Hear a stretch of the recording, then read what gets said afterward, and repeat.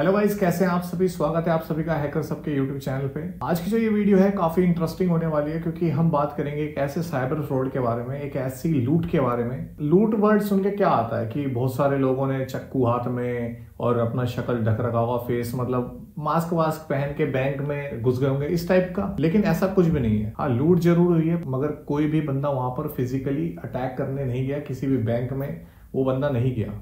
लूट बैंक से ही हुई है। तो कैसे हुई है ये लूट, जिसमें 94 करोड़ रुपीस निकाले तो गए हैं, मगर कोई भी बंदा वहां पे बैंक में फिजिकली एक्टिव नहीं था, कोई भी एंटर नहीं करा बैंक में, है ना। तो कैसे हुआ? और यही बेस्ट चीज है साइबर का।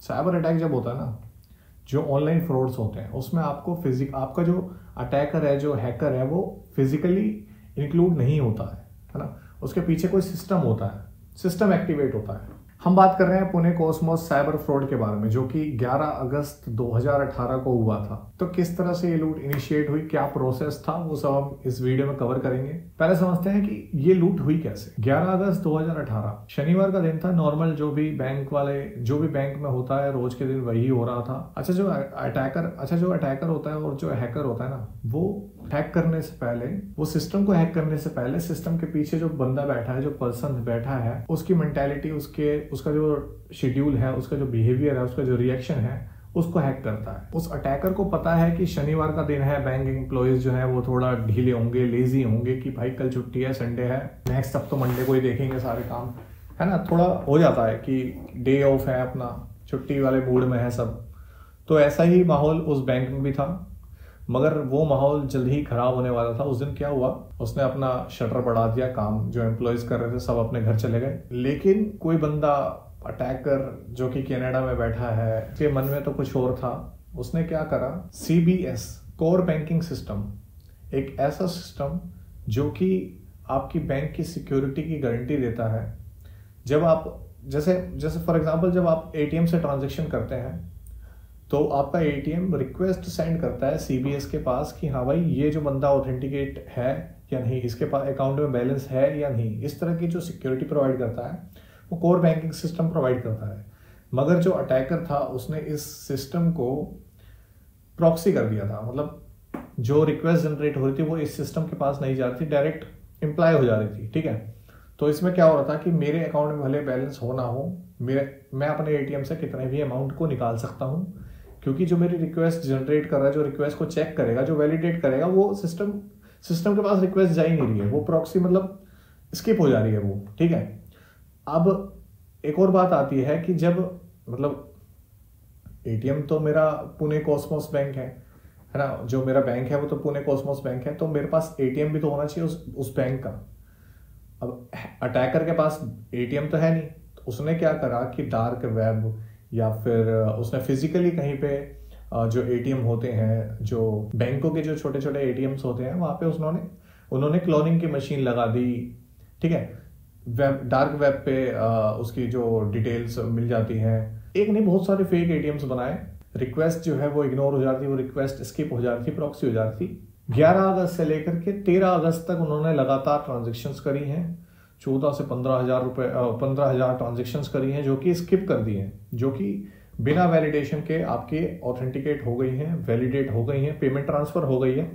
80 करोड़ के आसपास पेमेंट ट्रांसफर हुई थी। उसके बाद एक 14 करोड़ की पेमेंट हांगकांग में ट्रांसफर हुई थी, जिसका 2020 में, शायद 2020 में वो पेमेंट रिफंड भी कर ली थी 5.5 करोड़ के आसपास। और 15-16 बंदे अरेस्ट भी हुए थे 2020 में। अच्छा, ये अटैक हुआ कैसे? जो मेलवेयर होता है वो आपके सिस्टम में एग्जीक्यूट कर देता है कुछ कमांड्स, कुछ स्क्रिप्ट्स रन कर देगा आपके सिस्टम में। तो उसी तरह से जो कॉस्मोस बैंक के जो नेटवर्क सिक्योरिटी वाले जो नेटवर्क में बैठे हुए बंदे थे कॉस्मोस बैंक के, उनके सिस्टम में मेलवेयर इंस्टॉल कर दिया था, जिसका काम ये था कि जो ATM जब वर्क करता है, जो रिक्वेस्ट को वैलिडेशन वाला जो प्रोसेस है ना, उसको उन्होंने बाईपास करवा दिया, उन्होंने स्किप करवा दिया कि ये वाली रिक्वेस्ट जो है, वो वैलिडेशन जो है वो फंक्शन ढंग से काम नहीं करेगा, ठीक है। कुछ ऐसा कोड एग्जीक्यूट हुआ, कुछ ऐसे स्क्रिप्ट्स उनके सर्वर पे वो रन हो रही थी, और वो लगातार हो रही थी।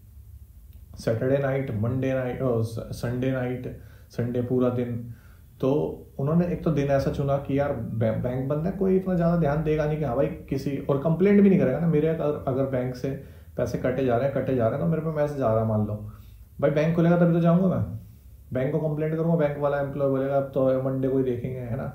तो इस हिसाब से उन्होंने, जो अटैकर होता है ना वो सब चीज़ें देख के चलता है कि यार 2 बजे यूज़र सो रहा होगा, 2 से 4 तक, 5 तक, 6 तक, उसी हिसाब से अटैक परफॉर्म करता है। तो वो अटैकर जो है वो मेंटेलिटी को हैक करता है, सिस्टम को हैक करने से पहले। अच्छा, वीज़ा कंपनी ने बाद में इस बैंक को बताया कि तुम्हारी वजह से बहुत सारी पेमेंट्स जो है यहाँ पे दिख रही है कि बहुत ज़्यादा कुछ तो गड़बड़ है ना, बहुत ज़्यादा पेमेंट हो रही है और इतनी ज़्यादा पेमेंट ट्रांसफ़र हो चुकी है तुम्हारे अदर कंट्रीज़ में। इस चीज़ का सोल्यूशन क्या है? इस चीज़ का सोल्यूशन ये है, अगर मेरे पास मेरा ATM है तो उसकी डिटेल्स आपके पास कैसे आई? क्योंकि मैंने उसको किसी भी ऐरी गैरी वेबसाइट पे यूज़ कर लिया, ये होगा।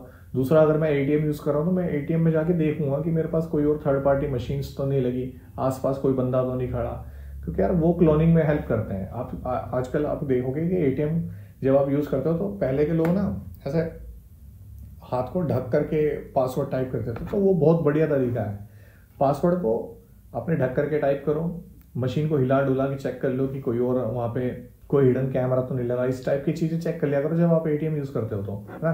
क्योंकि आपके ATM का नंबर कॉपी कर लेंगे, आपने पिन डाल दिया वो कॉपी कर लेंगे, तो बस हो गई, क्लोनिंग हो गई, है ना। तो ये था पुणे कॉस्मोस बैंक के बारे में, जो फ्रॉड जो कि 2018 में हुआ था। काफ़ी बड़ा फ्रॉड था, 94 करोड़ रुपीज़ का, जिसमें ATM की मतलब एक तरह से ले ली थी उन्होंने लगातार। मतलब अगर देखा जाए तो काफ़ी उन्होंने बहुत बढ़िया ट्रिक का इस्तेमाल करा कि लिमिटलेस पेमेंट हो रही है, लिमिटलेस, कोई बीच में बंदा ही नहीं है जो बोल रहा है कि रुक जा भाई तेरी औकात नहीं है अब। तो वो चीज़ उन्होंने हटा दी थी। बाकी अगर आप भी ऑनलाइन ट्रांजैक्शन पेमेंट वगैरह करते हैं तो अपना ध्यान रखें, थर्ड पार्टीज ऐप्स, वेबसाइट्स वगैरह में, किसी भी वेबसाइट वगैरह में पेमेंट अपना ऐसे ही अपनी card details, personal details share ना करा करें। तो मुझे उम्मीद है आपको वीडियो अच्छी लगी होगी। अगर वीडियो अच्छी लगी है तो लाइक करें, चैनल को सब्सक्राइब करें। मिलते हैं अगली वीडियो में।